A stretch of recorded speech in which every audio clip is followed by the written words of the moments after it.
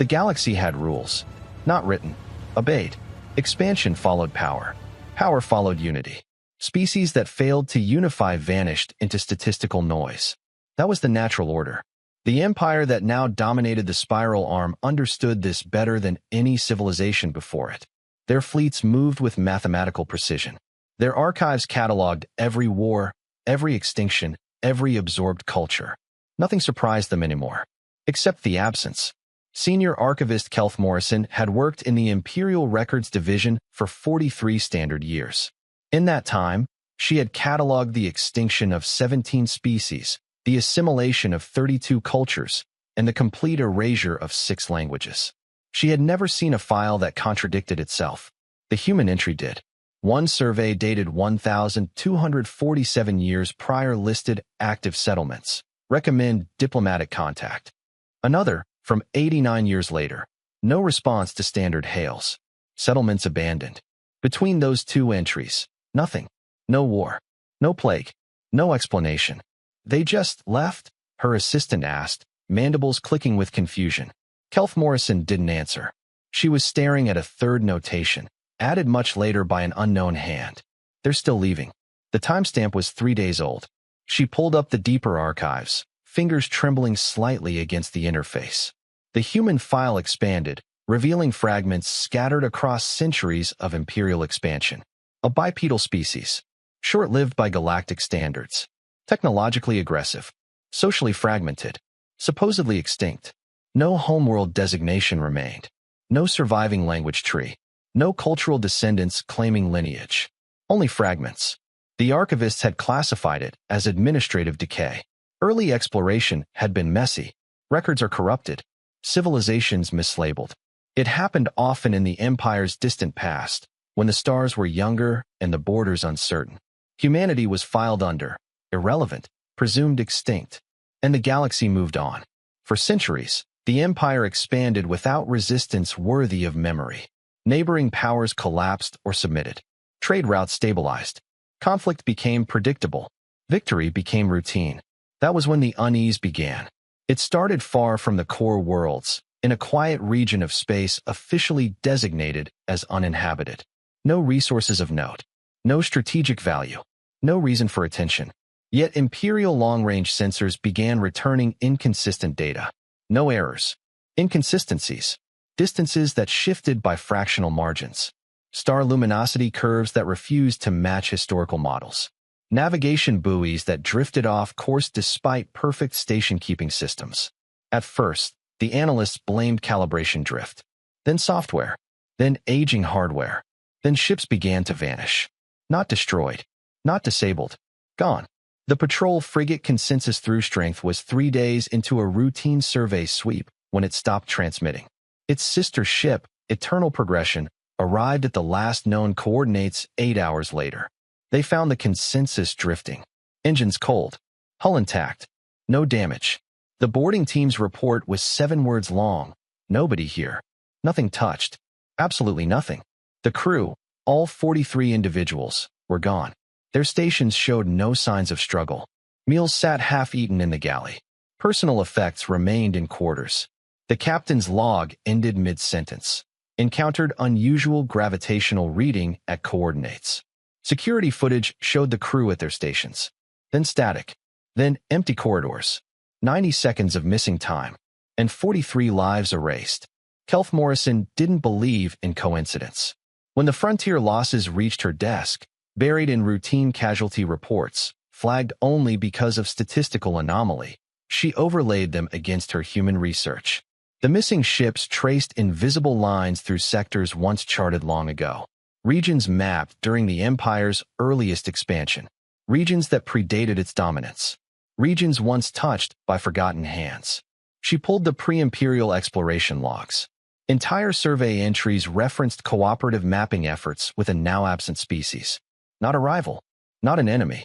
A partner. The records were inconsistent. Names varied. Terminology shifted between dialects. But the contextual markers aligned perfectly with the human file. The Empire had always considered them insignificant. A species that never achieved unified interstellar governance. Their early colonies were scattered, isolated, and vulnerable. When expansion fleets arrived centuries ago, those colonies were already silent. The assumption was simple. Humans destroyed themselves. The galaxy was full of such stories. Still, something felt wrong. If humans had simply collapsed, their artifacts would remain. Wreckage, ruins, radiation scars, cultural debris. But the regions they once occupied were too clean, too orderly, not abandoned, sterilized. Kelf Morrison flagged the pattern for strategic review. Her report was assigned Priority Code Amber. Not urgent, not ignored, simply noted. 3 days later, a fortified trade nexus, one of the most secure logistical hubs in the outer systems, experienced a complete systems blackout. No warning, no attack signature, no power surge. One moment, it existed as a vital artery of imperial commerce. Next, it was dark. Rescue fleets arrived to find the station intact. No hull breaches, no internal damage. Life support functioning on emergency reserves. But the crew was gone. Every individual, every biological trace, every digital imprint. Even the surveillance logs had been selectively erased, leaving only timestamps with no corresponding data. The Empire classified the incident as an act of unknown aggression. Fleets were mobilized, borders reinforced, threat assessments elevated. Yet no enemy claimed responsibility. No demands were made. No territories seized. No ideology broadcast.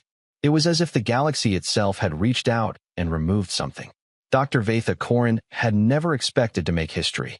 As a junior astrophysicist at a research facility orbiting a dying star, her work consisted mostly of cataloging background radiation patterns. Routine, unremarkable, until she found the signal. It was buried beneath layers of cosmic noise, faint and incredibly old, predating modern imperial communications by thousands of years. It should have been lost to entropy. It was not. The signal was not a message in the conventional sense. No language markers. No visual encoding. No recognizable encryption standards. Just numbers. Prime numbers. The first universal language.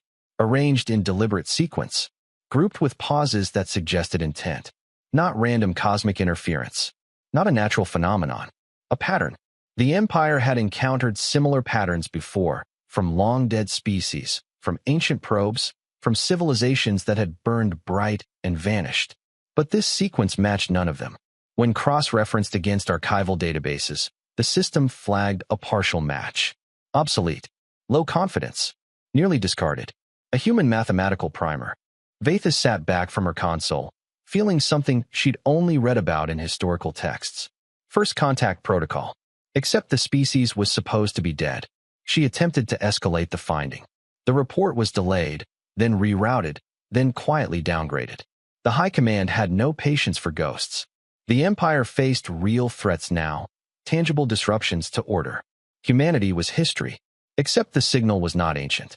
Its carrier wave showed signs of recent modulation, adjusted within the last standard decade. Someone had touched it. Elsewhere, an Imperial reconnaissance fleet entered a system once marked as lifeless. Their mission was routine: verify stellar stability, recalibrate navigational beacons, and move on. They never reported back. Long-range sensors detected a brief gravitational distortion, subtle, controlled, precise. Then nothing. No explosion. No debris. No residual energy. Just empty space where ships had been. Strategic models began to fail. Predictive algorithms produced contradictory outcomes. The Empire, which had mastered war and diplomacy alike, found itself reacting without understanding. And buried deep within a secure data vault, a forgotten advisory memo resurfaced during a routine archival purge. It had been authored centuries earlier by a now-dead alien general. At the time, he commanded a border campaign against scattered human colonies. The memo was short, uncharacteristically cautious. 3 warnings. Do not pursue total eradication. Humans under pressure do not behave like other species. Recommended action: containment, not confrontation. The conclusion had been dismissed as superstition. The memo ended with a line that had once been mocked by strategists. They do not rush. They endure. And they remember. At the bottom of the document, appended long after the original text, was a data stamp that made no sense. A recent access marker. Someone had opened the file. Someone using a clearance code that did not exist. The code format was unfamiliar, archaic, and unmistakable. It originated from a defunct human encryption standard, one that shouldn't have worked on Imperial systems. Someone had made it work anyway. Humanity, declared extinct and irrelevant, had just reached back into the Empire's most secure archive, and it had left the door open. Admiral Renth Cole had commanded fleets through 3 major conflicts. He'd never seen the Strategic Command look frightened before. The Emergency Council convened 47 days after the first disappearances. By then, the pattern was undeniable. 17 ships were lost. 2 stations were evacuated. Trade routes disrupted across 4 sectors. And still no enemy. "We are not dealing with ghosts," Renth stated firmly, his voice cutting through the murmur of worried delegates. "Human technology, yes. But automated. Residual. Without guiding intelligence." "Then explain the station blackout," someone countered. "Ancient failsafe. Triggered by proximity. And the missing crews. Unfortunate interaction between incompatible technologies. And the signal? The access codes." Renth hesitated. "Archaeological curiosities. Nothing more." The room fell silent. Finally, the Supreme Coordinator spoke. "Recommendations? Avoid former human territories," Renth said carefully. "Reclassify as hazardous zones. Continue expansion in other sectors." "You're suggesting we retreat from empty space?" "I'm suggesting we exercise caution." "Denied." The coordinator's tone was final. "The Empire does not retreat from extinct species. Increase patrols. Map the anomalies. Humans are gone. What remains is ruins. And ruins can be cleared." The vote passed overwhelmingly. Renth didn't sleep that night. He kept thinking about the memo. They endure. Fleet Coordinator Jessa Thrain watched the stellar readings with growing unease. 22 years in astrophysics, and she'd never seen a star behave like this. The system was designated K317, a routine junction point along a major Imperial trade artery. It housed a fuel processing ring, a traffic coordination array, and a civilian habitat cluster supporting nearly 10 million noncombatants. The installation had no strategic value beyond efficiency, which was why it was lightly defended. When long-range sensors registered instability in the system's primary star, analysts initially assumed a natural fluctuation. Stellar behavior was complex, and K317's sun was approaching the late stages of its life cycle. But the models did not agree. "Run it again," Jessa ordered. The junior tech complied. The results didn't change. K317's primary was being tuned. Like an instrument. Like someone was reaching inside and adjusting harmonics no natural process could touch. The instability was too clean, too localized, too controlled. "Coordinator," the tech's voice was tight. "If this continues for another 18 minutes, the star will undergo cascade collapse. We need to evacuate." The star spiked. Jess's hands froze over the emergency broadcast trigger. Energy readings showed deliberate modulation, as if the star itself were being rewritten. Then the star stabilized. Not naturally, artificially. Its energy output flattened to a precise, mathematically improbable curve. Gravity wells adjusted. Radiation levels dropped to survivable margins. The system should have been dead. It wasn't. Who did that? Jessa whispered. Imperial scientists flooded the data channels. Nothing in their database explained what they were seeing. No known technology could reach inside a star and rewrite its behavior in real time. No Imperial technology. The Empire had just been saved. No message accompanied the intervention. No claim of responsibility. No demand. Only results. Relief lasted less than a minute. As the star stabilized, a chain reaction rippled outward through subspace. It was subtle, but catastrophic to systems relying on Imperial standard faster-than-light corridors. A military convoy entering jump space near K317 never emerged. Not destroyed. Not scattered. Removed. Sensors recorded a momentary distortion, space folding inward on itself with surgical precision. Then nothing. 27 warships vanished. Jessa pulled up the deep historical archives with shaking hands, searching for anything that matched this signature. The database returned one partial match. Origin, human. Probability, 0.03%. Status, extinct. The galaxy froze. Emergency councils were convened within hours. Fleet movements were halted across multiple sectors. Civilian traffic was suspended. Information was tightly controlled, but rumors moved faster than official statements ever could. Some spoke of a new power. Others whispered of an ancient one. A few, very few, said the forbidden word. Humans. The idea was rejected violently. Humans did not possess stellar-scale engineering. They did not manipulate space-time with finesse. They did not save enemy populations while erasing military assets. That kind of thinking required unity, restraint, moral calculation, traits humans supposedly lacked. Yet the data was merciless. The intervention at K317 had been selective. Civilian habitats were untouched. Medical facilities experienced power stabilization rather than loss. Only military assets entering active jump vectors were affected. The act was not random. It was deliberate. Worse, it demonstrated discretion. The Empire's predictive war models failed completely. Simulations attempting to replicate the event produced divergent outcomes every time. Cause and effect refused to align. The galaxy's greatest strength, foresight, had been taken from it. Then came the aftershock. A classified monitoring station, positioned far outside normal traffic lanes, detected a brief transmission piggybacking on the subspace distortion. Not a broadcast, not an attack signal, a calibration pulse. It carried no language, no symbols, just a timestamp and a coordinate set. The coordinates pointed not to K317, but deeper into former human space. As if marking a boundary, Imperial intelligence split into factions overnight. One argued the event was defensive, a warning shot designed to protect innocents. Proof that whoever acted did not seek open war. Another saw something far worse. A test. The stabilization of the star had required unimaginable precision. The removal of the convoy demonstrated complete control over engagement parameters. Whoever was responsible could have destroyed the system. They chose not to. That choice terrified the strategists more than annihilation ever could.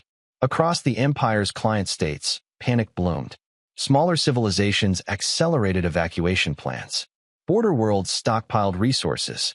Defense compacts were reviewed and revised. The Empire assured them all that the situation was contained. Internally, emergency escalation protocols were activated for the first time since the Empire's founding wars. Deep archives were unlocked. Among them, records of early human encounters were re-examined under new parameters. What emerged was not a picture of weakness, but of refusal. Kelth Morrison worked through the night, cross-referencing fragmentary records that had seemed insignificant before K317. Now every detail mattered. Humans had avoided total war whenever possible. They disengaged rather than escalate. They surrendered territory to save populations. Not cowardice. Selection. They chose which battles mattered. The realization spread slowly, like a fracture propagating through a crystal. The event at K317 was not an attack. It was interference.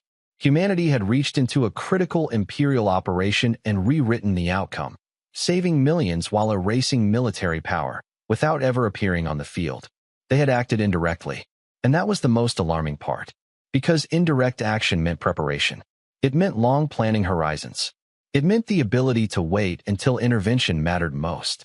A single data analyst flagged a terrifying consistency buried within the emergency traffic. Every system affected by the interference aligned with routes the Empire would need in the next 50 years. Not the present, the future. As alarms echoed across command centers and admirals prepared for an enemy they could not see, a realization crystallized among those brave enough to follow the data to its conclusion. Humanity was not reacting to imperial expansion. It was shaping what came after it. The Empire responded as it always had when threatened. It escalated. Fleet mobilization orders were issued across all frontier sectors. Research divisions were instructed to prioritize countermeasures against unknown space-time manipulation technologies. Communication blackouts were imposed on sensitive regions. The galaxy shifted from unease to fear. With emergency escalation underway, Imperial intelligence authorized what had once been unthinkable, a full excavation of human absence. Not speculation, not assumption, a forensic reconstruction of what had actually happened to humanity. The results were not immediate. They were buried. Human records, where they existed, had been fragmented on purpose. Data vaults were encrypted with layers of redundancy that assumed future archaeologists would not be friendly. Entire planetary archives had been wiped clean of cultural markers, leaving behind only environmental stability and faint industrial echoes. It was as if humanity had not wanted to be remembered. The first breakthrough came from a ruined relay station drifting between stars. It had once belonged to a minor power absorbed by the Empire centuries earlier. At the time, the station was considered irrelevant. Now it was priceless. Within its decaying memory cores was a copy of a human evacuation ledger. Incomplete, corrupted, but enough survived to outline the scale of what had occurred. Humanity has not lost a single world. They had abandoned hundreds. Not in panic, not under fire. In sequence, colony after colony was stripped of infrastructure. Orbital platforms dismantled. Cities disassembled down to raw material. Even satellites were deorbited or redirected into stars. The cost was staggering. Billions displaced. Entire cultures uprooted. Histories compressed into mobile archives small enough to be carried away. Humanity had chosen exile over annihilation. And it hurts. Imperial sociologists struggled to process the implications. Most species fractured under far less strain. Forced migration on that scale usually resulted in collapse, civil war, or extinction. Human records suggested something else. Loss had been normalized. From their earliest history, humans had lived with catastrophe, plagues, climate disasters, wars that erased generations. They had learned, painfully, how to continue after everything familiar was gone. Endurance was not an abstract value to them. It was practice. The discovery came from Survey Team 9. They were cataloging a world designated in old records as Kepler 442c. The planet was thriving, forests, oceans, and a stable climate. No cities, no ruins, just anomalies. Metallic concentrations 4 kilometers beneath the mantle, arranged in perfect grids. Isotopic ratios that didn't match natural formation. Entire river systems that had been rerouted, then restored. The team's xenoarchaeologist stared at the data for 3 days before submitting her report. Subject line: controlled planetary dismantlement. No conflict signatures. Her conclusion was 8 words. They took everything. Even the graves. Further discoveries deepened the weight. On multiple abandoned human worlds, subterranean structures were detected far below the mantle. Not shelters. Not bunkers. Grave vaults. Repositories of the dead. Humans had preserved genetic material, cultural artifacts, and historical records from civilizations they knew would not survive evacuation. Not all could be saved. Choices had been made. Entire populations had volunteered to stay behind to buy time, to maintain infrastructure, to mask withdrawal signatures so others could escape unnoticed. These were not soldiers. They were engineers, teachers, medical workers. People who accepted them would be forgotten. The Empire's analysts were unprepared for that level of sacrifice. One report detailed a human world that delayed its evacuation by 17 years to keep a trade corridor operational for neighboring species. Humans had continued to provide aid, commerce, and stability even as their own departure clock ticked down. When the last ship left, the planet was dismantled. The star was dimmed. Nothing remained to mark that anyone had ever lived there. Not a weakness. Choice. Among the recovered data was a personal log. Its origin was listed as New Tasman. Population, 4.3 billion at the time of the entry. The log was unsigned, fragmented, but enough remained to reconstruct its meaning. We voted today. The measure passed 67 to 31. My daughter asked me why we had to leave. I told her it's to keep her safe. I didn't tell her the truth, that we're leaving so her children's children might have somewhere to return to. The Empire is coming. Not this year. Maybe not this century. But they're coming. And we have a choice. Fight and burn. Or leave and survive. We've chosen to survive. It will cost us everything we've built. Every home. Every grave. Every memory is tied to soil. But memory can be carried. And we've had practice at losing. The relocation ships launch in 40 days. I won't live to see where they go. I'm staying with the dismantlement crew. Someone has to make sure the planet is clean when we leave. Someone has to erase the welcome mat. I volunteered. My daughter will hate me for it someday. But she'll be alive to hate me. That's enough. The log ended there. The timestamp indicated the author remained on New Tasman for another 11 years. No further entries were recovered. Kelf Morrison read the log 3 times before she could continue. She had catalogued extinctions before. This was different. This was a choice. Conscious. Calculated. carried through across generations. As imperial scientists pieced together timelines, a horrifying pattern emerged. Humanity's disappearance coincided precisely with early imperial expansion, not because they were defeated, because they saw what was coming. Human strategic models, reconstructed from partial archives, showed projections spanning centuries. They predicted the rise of dominant powers, the consolidation of trade lanes, the eventual emergence of a galactic empire, and they predicted the cost of resisting it openly. Humanity would lose, not immediately, but inevitably. So they chose another path. They abandoned visibility. They traded territory for time. They buried their strength where it could mature unseen. The emotional toll was evident in what little personal data survived. The population declined not from war, but from enforced limits. Humans reduced their numbers deliberately to lower detection probability. Entire generations grew up knowing they would never see their ancestral worlds.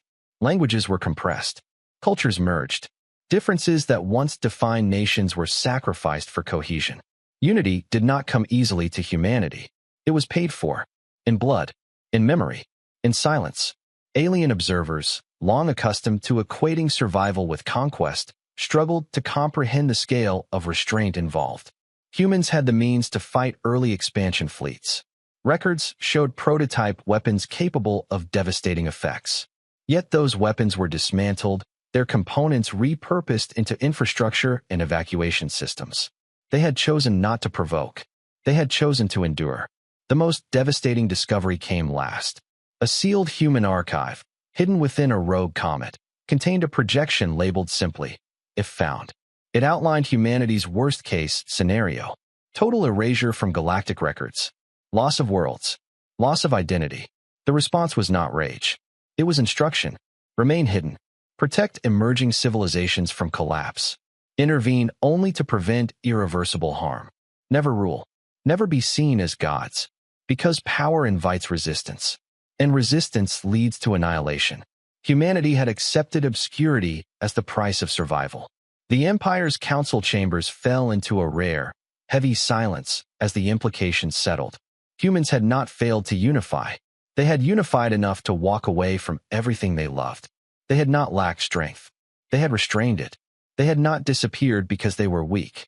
They had disappeared because staying would have destroyed them, and possibly the galaxy with them. For the first time since the crisis began, the Empire understood the true nature of the threat it faced.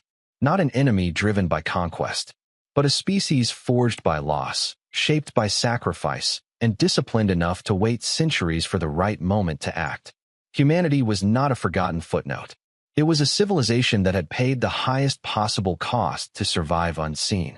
And now, as the galaxy trembled under forces it could no longer predict, one conclusion became impossible to escape. Humans had not vanished by accident. They had chosen to disappear. And they had chosen when to return. Understanding arrived too late to stop what had already begun. Once the Empire accepted that humanity had not vanished by weakness, but by design, every assumption that had guided centuries of expansion collapsed with it. The galaxy did not suddenly become hostile. It became exposed.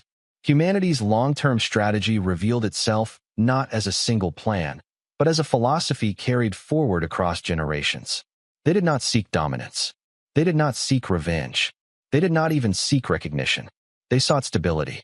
Imperial analysts began reconstructing human decision-making frameworks from fragments recovered across abandoned systems.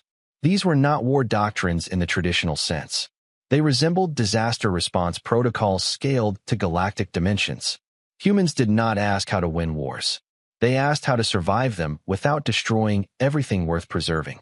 This difference mattered. The Empire's doctrine was built around decisive force. Overwhelm an opponent, shatter their capacity to respond, and impose order. It was efficient. It was brutal. It worked, until it encountered an adversary that refused to play the same game. Humanity's approach was temporal. They planned across centuries because their species had learned that threats rarely arrived quickly. Collapse crept in slowly, disguised as progress. Empires did not fall in battle. They fell when their systems became too rigid to adapt. Humans adapted. They invested in redundancy instead of monuments, in distributed networks instead of centralized commands. in evacuation and preservation instead of territorial control. The Empire's scientists now realized that many of their own stabilizing technologies had been subtly influenced by human designs long ago. Trade algorithms, population safety thresholds, even certain ethical constraints embedded in interstellar law traced back to early collaborative frameworks humanity had quietly seeded. Humans had shaped the galaxy without ruling it. That was the first truth. The second truth was harder to accept. Humanity's morality was not weak. It was a constraint. They believed power required responsibility, and responsibility required limits. When humans developed technologies capable of mass extinction, they did not deploy them widely. They buried them, restricted them, built cultural taboos around their use. Their history was full of lessons learned the hard way. Weapons once used had nearly ended them. Unchecked growth had destabilized their world. Internal division had brought them to the brink more than once. So they chose patience. Not passive patience, active patience. They prepared for futures they hoped would never arrive. Across multiple sectors, subtle changes were detected. Human-altered regions began exhibiting synchronized behavior. Gravitational corridors stabilized or destabilized in coordinated patterns. Communication latency shifted in ways that favored defensive response rather than rapid assault. The galaxy's infrastructure, much of it built atop ancient human groundwork, was responding to a hidden hand. The Empire realized it was no longer directing galactic flow. It was navigating within it. Smaller civilizations noticed too.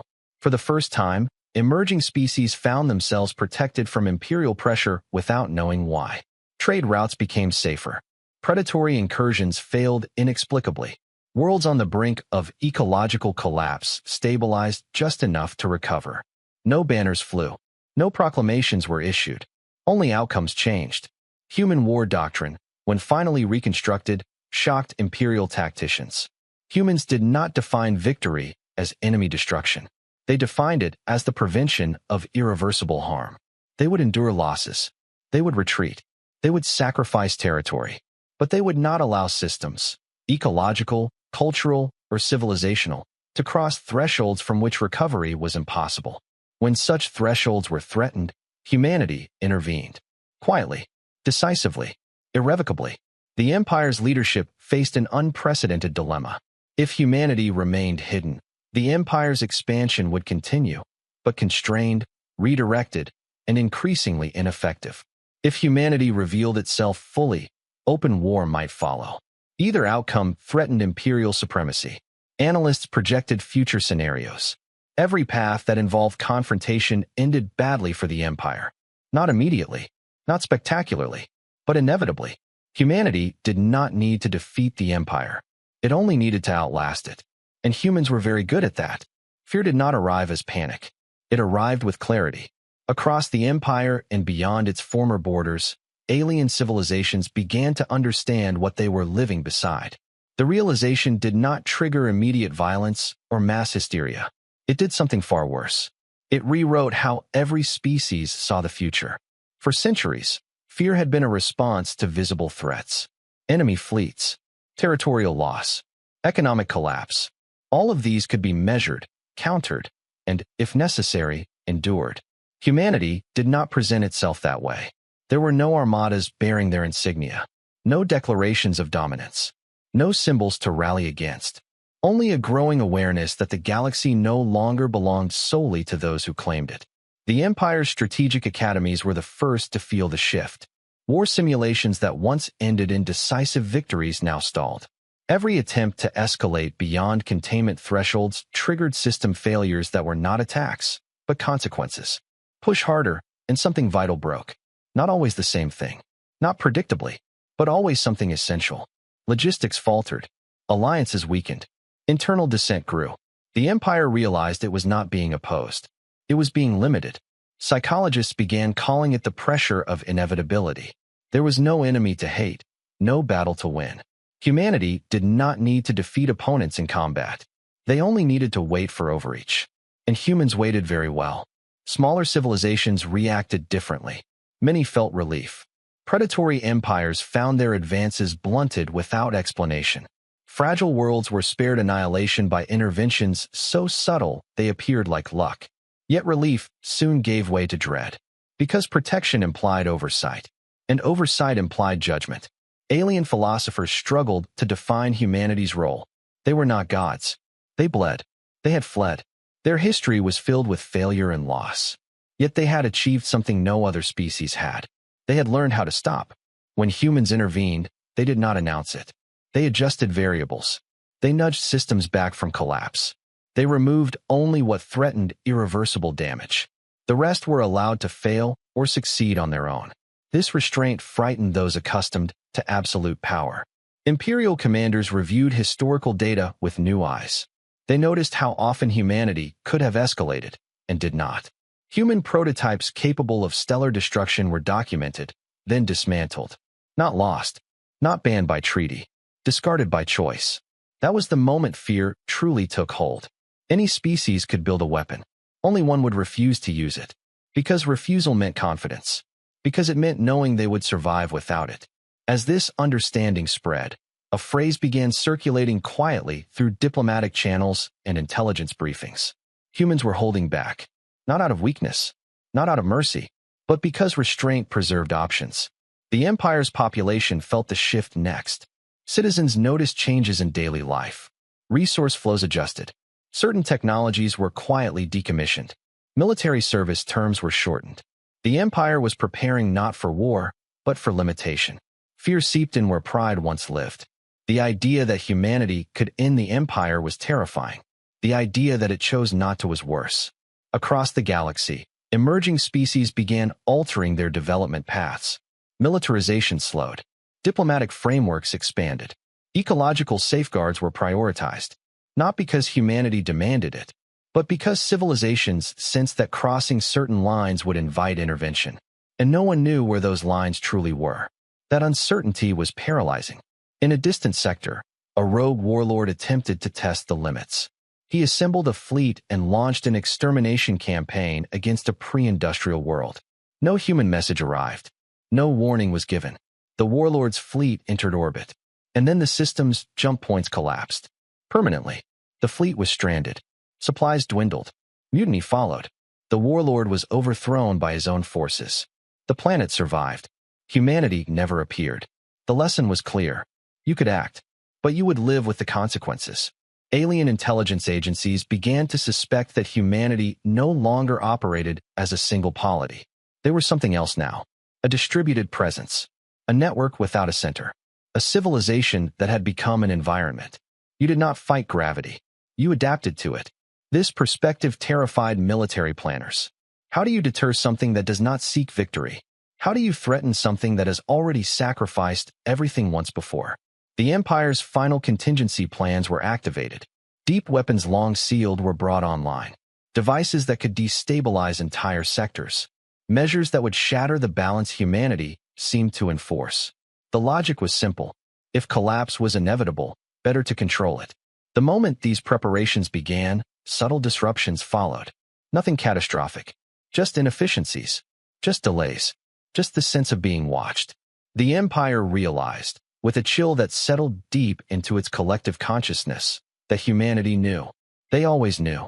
Human systems responded not with aggression, but with tightening constraints. Supply corridors narrowed. Energy markets destabilized. Political alliances fractured under internal pressure. The galaxy edged closer to systemic failure. Civilizations feared not annihilation, but stasis. A future where no one could dominate. Where power was capped. Where ambition had boundaries enforced by an unseen hand. For some, this was salvation. For others, it was existential terror. The Empire stood at the precipice. One final act of defiance could shatter the balance. One last escalation could force humanity into the open. But doing so risked everything. The final stand did not begin with a declaration. It began with stillness. Across the galaxy, systems stabilized into an unnatural quiet. Trade routes held steady without fluctuation. Political crises paused mid-escalation. Even the background noise of interstellar space, once chaotic with transmissions, disputes, and movement, fell into a tense equilibrium. Every civilization felt it. Something had reached its limit. Admiral Rentcole stood in strategic command for what he knew would be the last time as a unified empire. The Doomsday authorization sat on his console. One keystroke. Sir, his aide said quietly. The destabilizers are armed. Rinth stared at the galaxy map. Humanity's influence was visible now, not as territory, but as patterns. Stabilization nodes. Protection corridors. A web woven across centuries. If we fire, he said slowly, how many die? The estimate appeared. 4.7 trillion sentient beings across 847 worlds. And if we don't? His aide hesitated. The Empire changes, becomes limited. Rinth thought about the memo again. The one he'd read months ago. They endure. Show me humanity's response to our weapons deployment, he ordered. The tactical display was updated. Human systems weren't mobilizing to attack. They were positioned to absorb.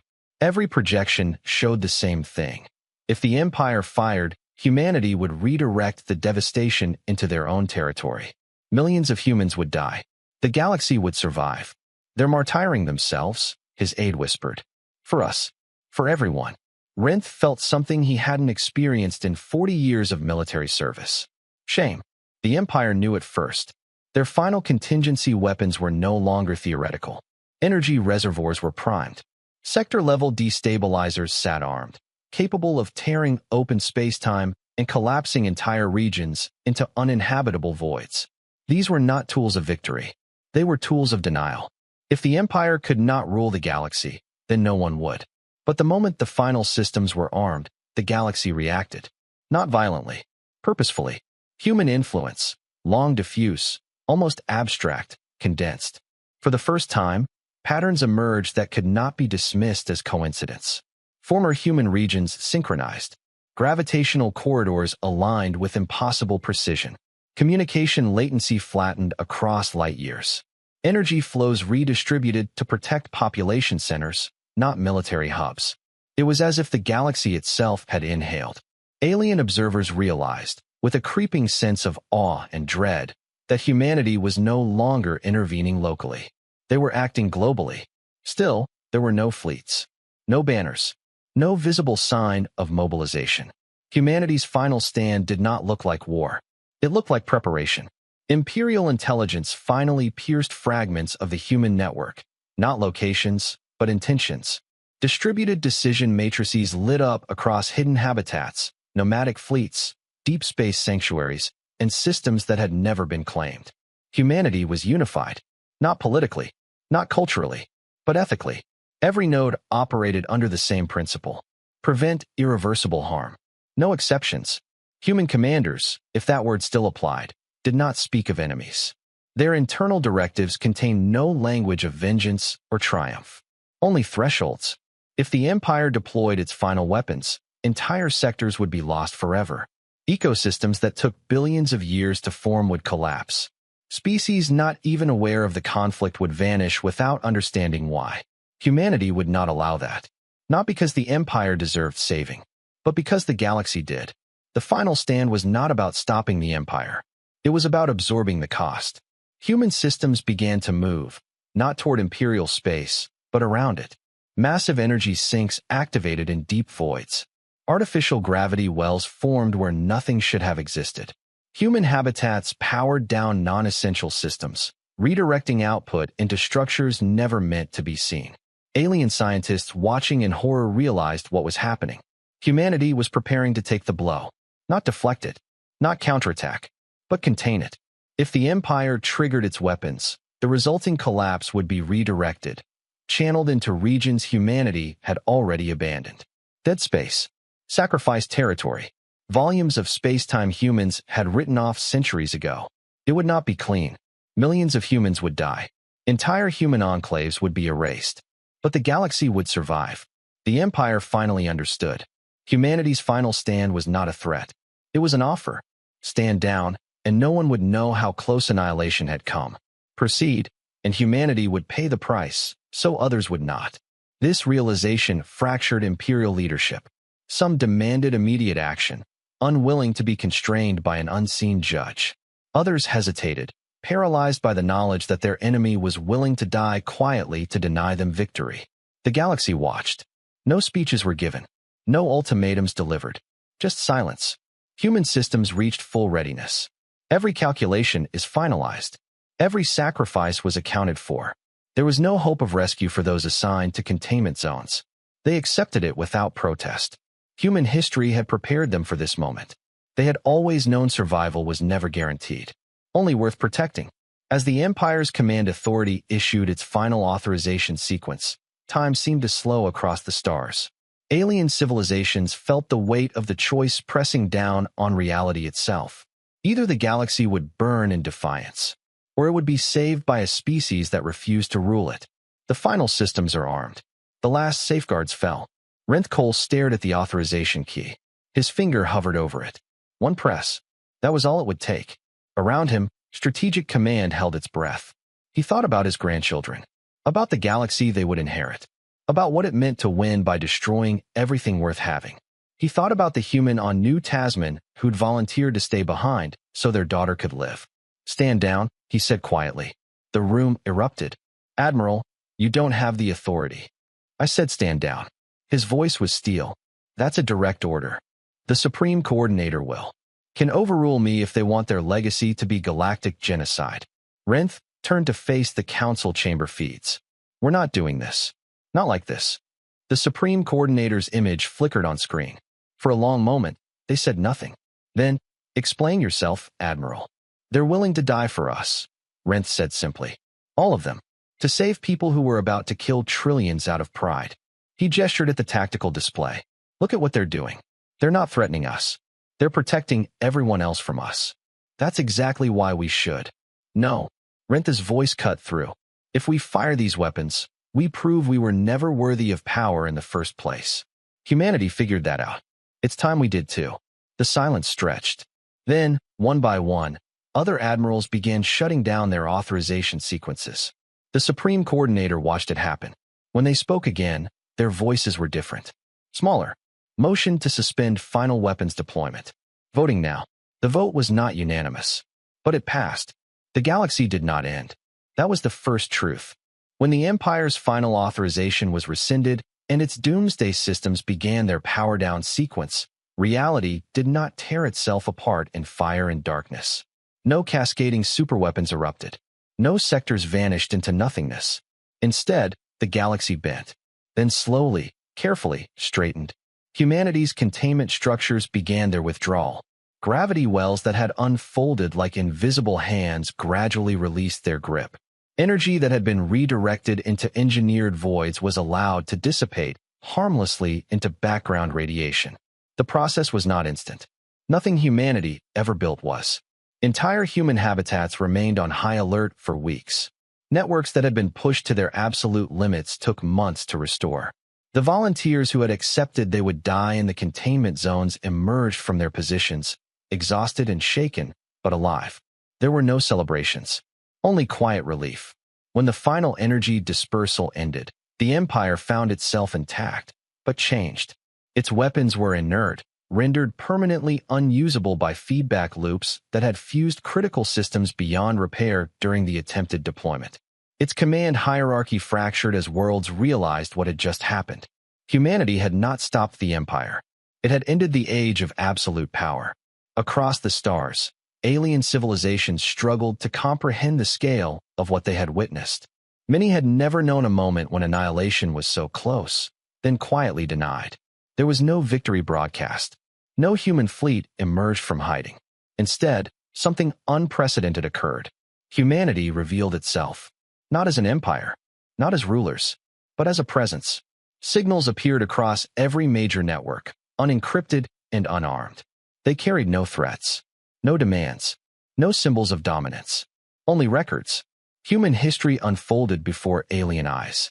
Not the myths, not the wars of conquest, the losses, the burned worlds, the evacuations, the generations raised knowing they would never return home. Humanity showed the galaxy what it had cost them to be ready for this moment. They showed the dead, not as martyrs, but as proof. Proof that they had already paid the price others were only beginning to fear. Kelf Morrison received the transmission in her archive office. She watched it 3 times without moving.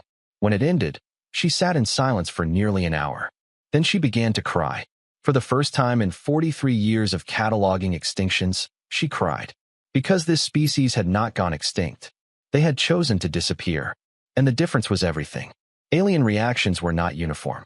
Some civilizations responded with awe, stunned by a species that could wield such power and choose not to rule. Others recoiled in terror, realizing how close they had come to provoking a force that measured time in centuries and sacrifice in worlds. The Empire responded last. Its leadership, diminished and stripped of inevitability, faced a reality it could no longer dominate. They had gambled everything, and lost not to superior firepower, but to moral endurance. They did not surrender. They acknowledged. In formal session, the Empire recognized humanity not as a rival, not as a threat, but as a stabilizing force beyond imperial jurisdiction. Borders were redrawn. Expansion doctrines were abandoned. Client states were granted autonomy they had never expected to see. The Empire would survive, but it would never rule as it once had. The consequences rippled outward, irreversible and profound. Galactic law changed, not because humanity demanded it, but because no civilization could justify total war again. The knowledge that someone would step in, not to conquer but to contain, reshaped ambition itself. Emerging species developed under new assumptions. Growth was tempered by sustainability. Militarization slowed.